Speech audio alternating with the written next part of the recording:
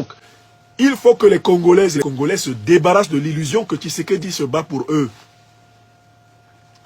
Vous voulez objectivement connaître dans quelle situation vous êtes, vous faites la liste des soutiens militaires de Tshisekedi.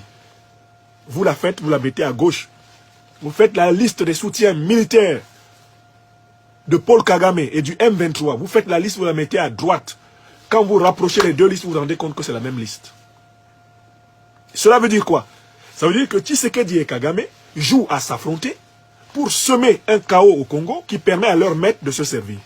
Et ils le savent. Ils le savent. Ils le font en le sachant. C'est-à-dire que des militaires congolais meurent à cet instant parce qu'ils ont obéi aux ordres de Tshisekedi qui sait qu'ils sont en train de mourir cadeau. Ça ne vous rappelle pas un autre type? Il y a un voyou qui est en prison à Niamey là. Il s'appelle Mohamed Bazoum. Parlons-en un peu. Quand Bazoum, je ne sais pas s'il avait bu, quand Bazoum a dit que les terroristes sont plus aguerris que l'armée nationale du Niger, mais c'est là que les gens ont dit, ah bon? Donc en fait, le président, nous pensions qu'il était notre chef suprême des armées. Notre président est en contact avec les terroristes. Donc en fait, Bazoum savait qui attaque le Niger. Et il envoyait l'armée nigérienne se faire tuer, en sachant très bien qu'elle se ferait toujours tuer. Parce que, en fait, il était en contact avec ceux qui tuent ses propres soldats. Et Bazoum faisait semblant d'être président du Niger, mais il savait que tout au long de sa présidence, ça sera normal que l'armée nigérienne soit tuée. Parce que c'est une condition pour que l'uranium soit pris gratuitement. Le pétrole, le gaz soit ramassé. Bazoum le savait. Donc, il a eu une imprudence. Les terroristes sont plus aguerris que nos soldats. Ah bon? Une autre fois, l'armée nigérienne arrête des terroristes. Elle les met en prison. Bazoum les libère. Mais les militaires ont failli être fous.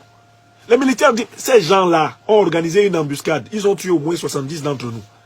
On en a arrêté quelques-uns pour les exploiter, pour qu'ils nous renseignent même bien sur leur système. Vous les libérez pourquoi?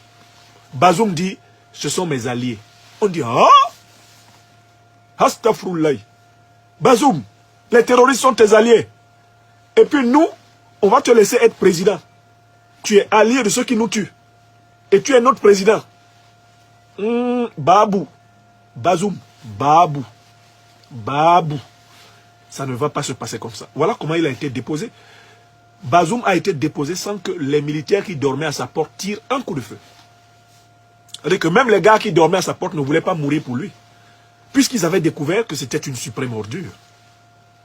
Mais c'est exactement la situation au Congo. Tshisekedi est protégé par les mêmes maîtres que Kagame. Il est protégé par le duo anglo-américain, accompagné de la puissance française et de la puissance belge. Mais ce sont les mêmes qui protègent Kagame. Kagame est l'homme de l'impérialisme anglo-américain. Il bénéficie de la magnanimité, de la compréhension, de la couverture, à travers notamment son grand ami Nicolas Sarkozy. Il bénéficie de la couverture, la couverture française. Donc ils ont les mêmes maîtres, et mon peuple, les Congolais, les Congolaises meurent au milieu. Il vous donne des ordres, vous allez mourir. Alors que lui, ceux qui vont vous tuer là, et lui, ils ont les mêmes maîtres. Vous avez compris?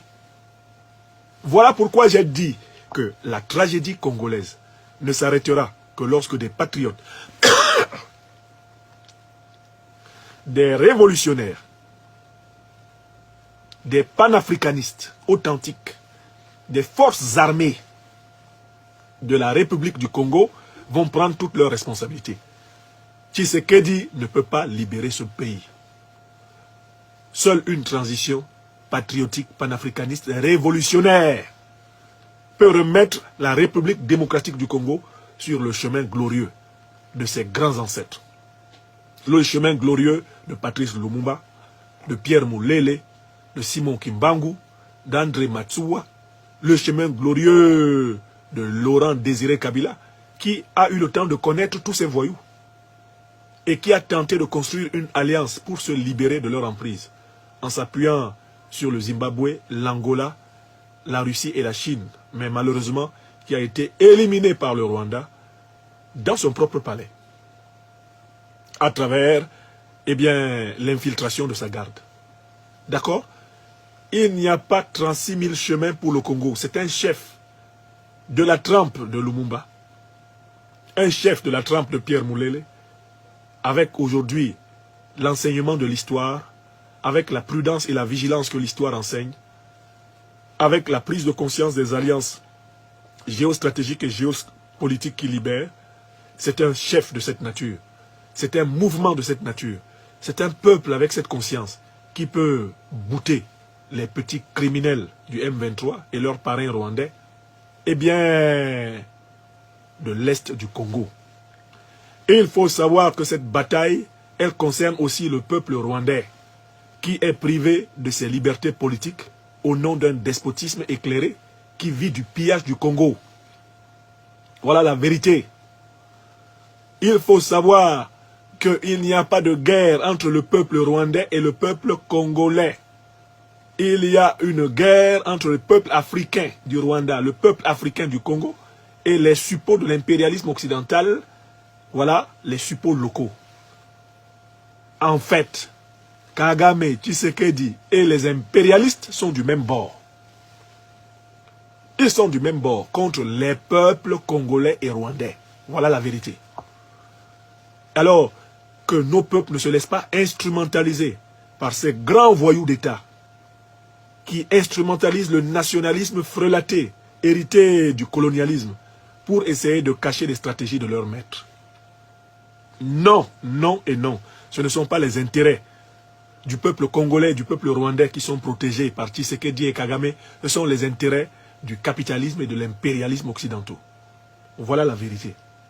Et il faut se hisser à ce niveau de compréhension pour mener une politique conséquente. Voilà ce que je voulais dire.